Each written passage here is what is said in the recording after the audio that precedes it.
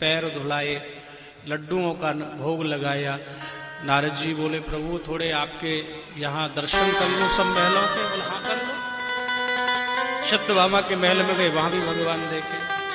अब नारद जी मन तो ये बना करके आए कि मैं और झगड़ा करा के आऊंगा, वहां बड़ी शांति है वहां,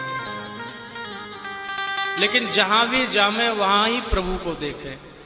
अब सोचा रुक्मणी के महल में बैठे हैं, सत्यभामा के महल में जाकर के चार बात इधर उधर की लगा दें, लेकिन वहां भी भगवान ने ऐसे स्वागत किया। धन्य है सत्यभामा, हमारा भाग्य जो संत पधारे हैं, जल्दी से जल लाओ, पैर धुलाओ और उसके बाद में भोग लगाओ, भोजन कराओ। वहां भी भोजन करा दिया। जामवती के महल में पहुंचे, वहां भी ऐसे स्वागत किया। फिर बोले लाओ भोजन लगाओ और भोजन कराओ, संत पधारे हैं। नारद जी बोले कितनी बार भोजन कराएगा, लेकिन भगवान की लीला को कौन समझ सके।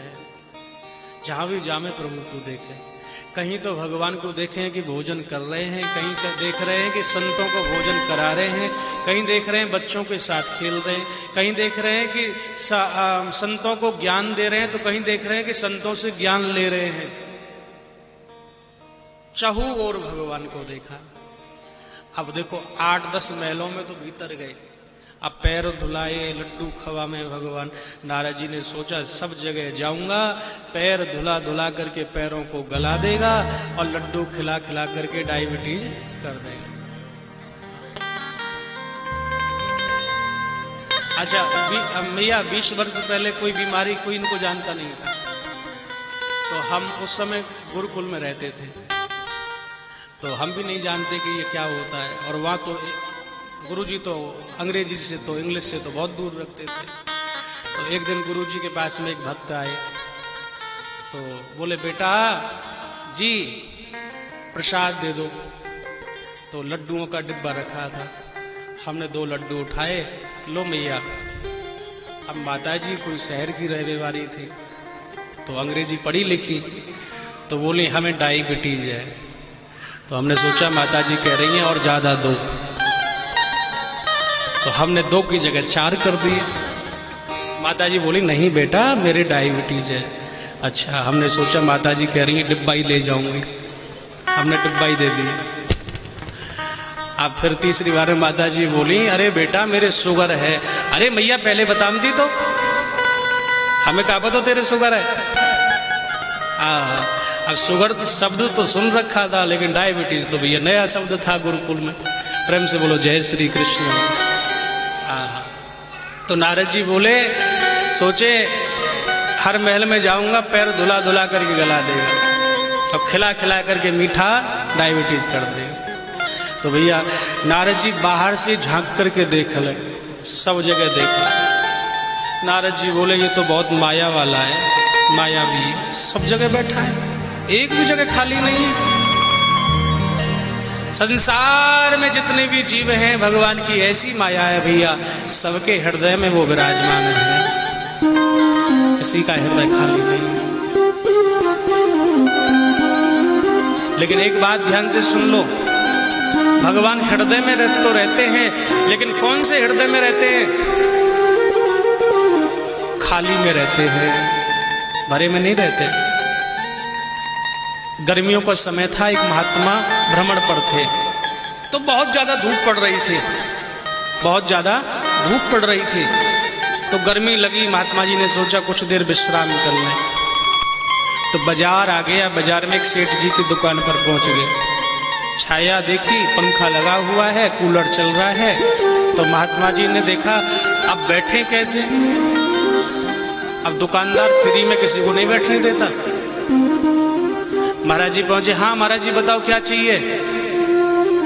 अब महाराज जी बोले चाहिए तो कुछ ना, वैसे सोचे हमें तो यहाँ विश्राम करना, लेकिन बहाना चाहिए कोई ना कोई। तो महाराज जी बोले अच्छा सेठ जी ये बताओ ये सामने जो डिब्बा रखा है इसमें क्या रखा हुआ है। सेठ जी बोले इसमें महाराज जीरा है। अच्छा महाराज जी चुप। अब सेठ जी भी देखें बाबा कोई जवाब नहीं दे रहा। हाँ बाबा क्या हुआ। तो महात्मा जी दोबारा बोले थोड़ी देर बाद, बोले अच्छा सेठ जी उस वाले डिब्बे में क्या रखा है? उसमें हल्दी है। फिर थोड़ी देर बाद बोले, अच्छा सेठ जी, अब ऐसे पूछ के 2 बार से बैठ गए पंखा की हवा में। अब सेठ जी बोले, अच्छा ऐसा लग रहा है बाबा सामान बहुत लेगा जो पूछ रहा है। ठीक है महाराज, बैठ जाओ आराम से, पहले जल पी लो। तीसरी बार में बोले, अच्छा सेठ जी ये बताओ उस डिब्बे में क्या रखा है? सेठ जी बोले, उसमें नमक है। पूछते जा रहे हैं, सेठ जी बताते जा रहे हैं, तो सेठ जी को भी पता चल गया कि बाबा लेने देने वाला कुछ नहीं है, ये तो समय पास कर रहा है। लेकिन दोपहर के समय में कोई दुकान पर भी ज्यादा ग्राहक नहीं आते, तो सेठ जी ने सोचा कि चलो बाबा के सारे हमारा भी समय पास हो जाएगा। तो बताते गए, वो पूछते गए। अब दुकान में एक डिब्बा खाली रखा है। बाबा ने इशारा किया, सेठ जी इसमें क्या है? अब खाली डिब्बा दिख रहा है, लेकिन देखो सेठ जी ने क्या जवाब दिया, बाबा इस डिब्बे में भगवान है। क्या है? भगवान है। बोलिए तो खाली है। तो सेठ जी ने कहा, हम खाली को खाली नहीं दे कहते, जिस जो खाली होता है कहते हैं वो उसमें भगवान है। महात्मा जी नाचने लग गए। सेठ जी बोले, क्या पागल हो गए हो क्या, क्यों नाच रहे हो? तो जो बात पूरे जीवन भजन करते करते समझ में नहीं आई, आज 2 मिनट के सत्संग से समझ में आ गई कि भरे में भगवान नहीं रहते, भगवान खाली में रहते हैं। तो जो हृदय पहले से काम क्रोध मद लोभ से भरा हुआ है, उसमें मेरा गोविंद नहीं आ सकता। उसी हृदय में आकर के बैठता है जो हृदय काम क्रोध मोह लोभ से खाली है।